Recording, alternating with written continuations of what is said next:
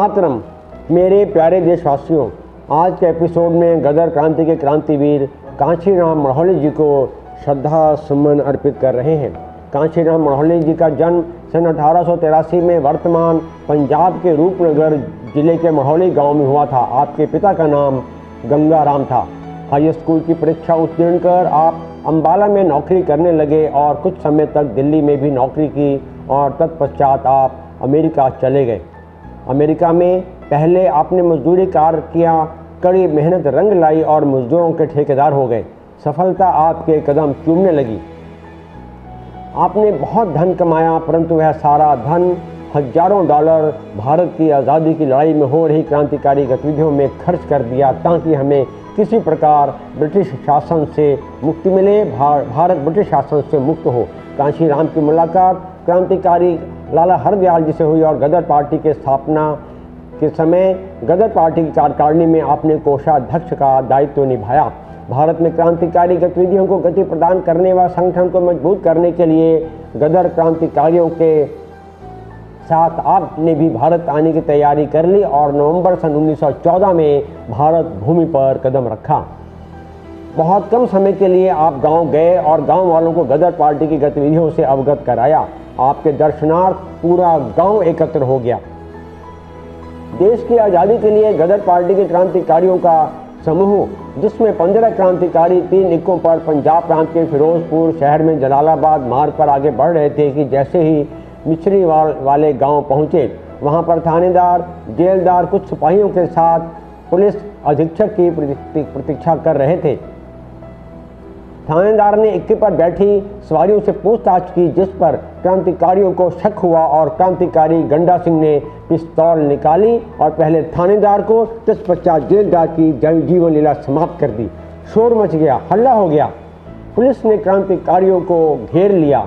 2 क्रांतिकारी वीर गति को प्राप्त हो गए। 6 बचकर भाग निकले और 7 क्रांतिकारी पुलिस की गिरफ्त में आ गए। इसी 7 में से एक थे क्रांतिकारी कांशीराम मढ़ौली।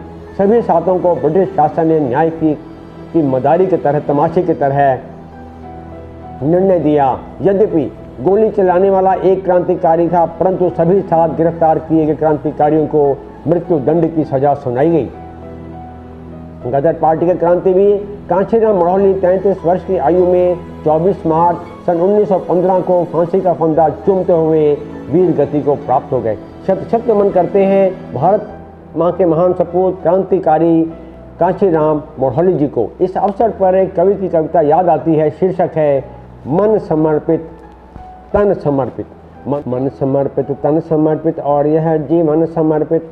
मन समर्पित तन समर्पित और यह जीवन समर्पित। चाहता हूँ मातृभू तुझको अभी कुछ और भी दूँ। चाहता हूँ मातृभू तुझको अभी कुछ और भी दूँ। माँ तुम्हारा ऋण बहुत है, मैं अकिंचन, किंतु इतना कर रहा फिर भी निवेदन। किंतु इतना कर रहा फिर भी निवेदन।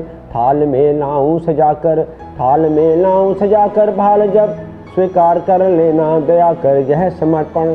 गान अर्पित प्राण अर्पित, रक्त का कण कण समर्पित।